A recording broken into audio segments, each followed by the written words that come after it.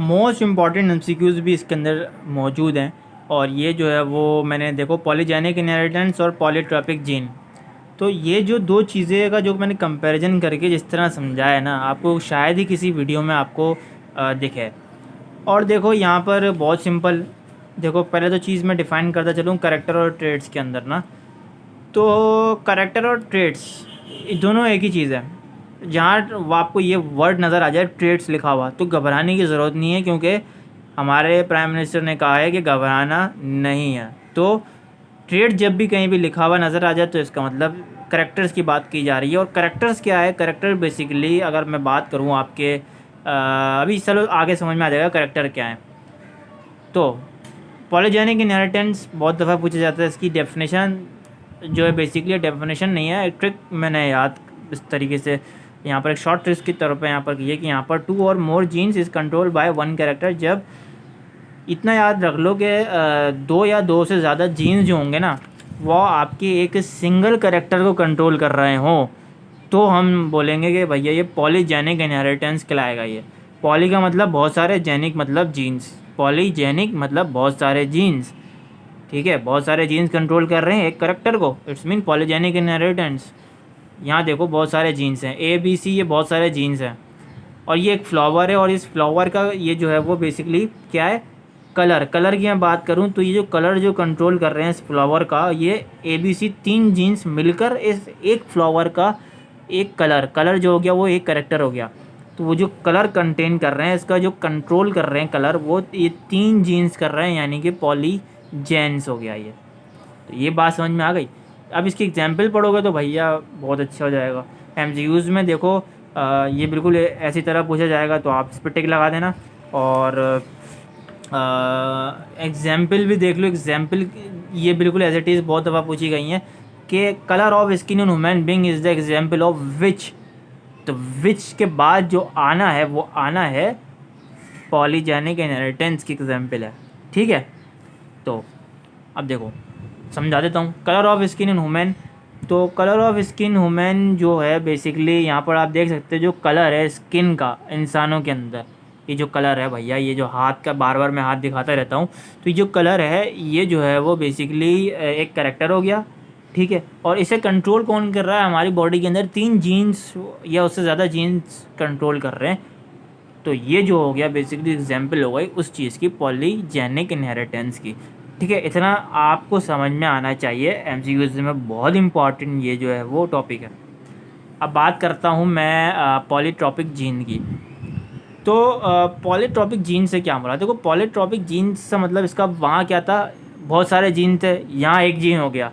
तो यहाँ एक जीन जो होंगे वो कंट्रोल कर रहे होंगे 2 या 2 से ज़्यादा करेक्टर्स। जब एक जीन 2 या 2 से ज़्यादा करेक्टर्स को क्या कर रहे हों, कंट्रोल कर रहे हों, उसको हम कहेंगे प्लियोट्रॉपिक जीन्स। ठीक है, वहाँ क्या था? वहाँ बहुत सारे जीन्स थे और एक करेक्टर था। यहाँ एक जीन है और बहुत सारे करेक्टर हैं। इसकी एग्जाम्पल बहुत दफ़ा पूछी गई हैं, और ये मैंने 2-3 एग्जाम्पल लिखी हैं, ये काफ़ी दफ़ा पूछी गई हैं भैया नेशनल एमटी कैट में, और नम्स के ख़ास तौर पे उसके अंदर बहुत दफ़ा पूछी गई हैं। पहले जो है वो इन पी प्लांट्स। अब आपने एक मटर का प्लांट अगर देखा हो तो ये इस टाइप का, इस मतलब ऐसा होता है ये। ठीक है, पी प्लांट कुछ इस टाइप का होता है, और एक सिंगल जीन जो होता है ना वो इस तरीके से इसकी जो है वो 3 करेक्टर को कर रहा होता है कंट्रोल। इसका ये सीड कोड कलर, ये जो इसके बीच के अंदर जो ये इसका सीड होता है, बीज, सीड से बरात बीज जो होता है इसका जो है वो सीड कोड कलर को कंटेन कर रहा होता है, कंट्रोल कर रहा होता है। रेड स्पॉट इन स्टीम, इसकी डंडी जो होती है ना बेसिकली एक रेड स्पॉट रेड कलर की होती है, और उस चीज़ को जो होता है वो भी कंट्रोल कर रहा होता है एक सिंगल जीन। और एंड में बचा फ्लावर का कलर। अभी जो फ्लावर बनेगा तो उस फ्लावर का जो कलर होगा वो भी यही जो है वो एक सिंगल जीन कंट्रोल कर रहा है। तो ये जब देखो यहाँ ये जो 3 करेक्टर होगा ये, और ये एक सिंगल जीन हो गया। अब एमसीक्यूज़ में इन पी प्लांट्स आ जाएगा, ये पी प्लांट्स बताएं, पी प्लांट्स के अंदर ये जो है वो किस चीज़ की एग्जाम्पल है? तो आपका होना चाहिए भैया प्लेटोट्रॉपिक जीन की एग्जाम्पल है।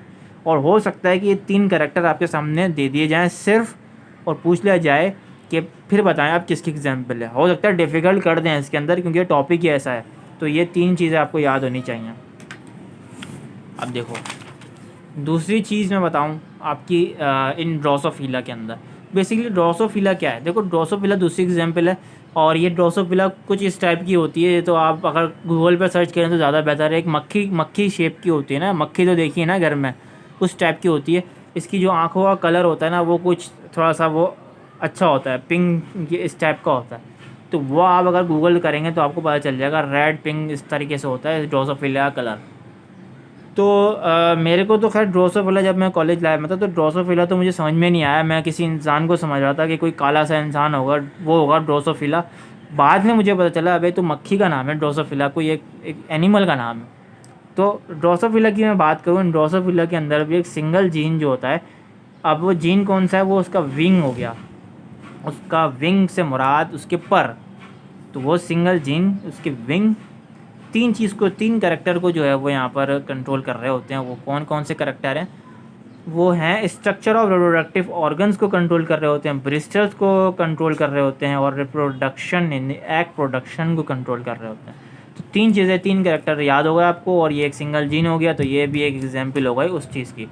अब डायग्राम ये दे दी जाएगी आपको, ये काफ़ी दफ़ा मतलब मॉडल पेपर में आ चुकी है, इसलिए मैं यहाँ पर बनाई है मैंने। तो ये इस तरीके से जीन हो गया।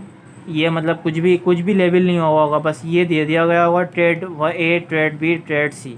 तो मैंने वही कहा था, ट्रेड अगर आ जाए तो फिर आपको घबराना नहीं है, इसका मतलब वही करेक्टर होते हैं, करेक्टर ए, करेक्टर बी, करेक्टर सी। तो ये डायग्राम दे दी जाएगी, सिंपल आपसे पूछ लिया जाएगा कि ये बताएं कि ये किस चीज़ की डायग्राम जो है, किस चीज़ की जो है वो एग्जाम्पल को शो कर रहा है। तो आप सिंपल बताएंगे ये जो है भैया प्लियोट्रॉपी है, जो हमने पढ़ा था कि एक सिंगल जीन तीन कैरेक्टर को कंट्रोल करता है।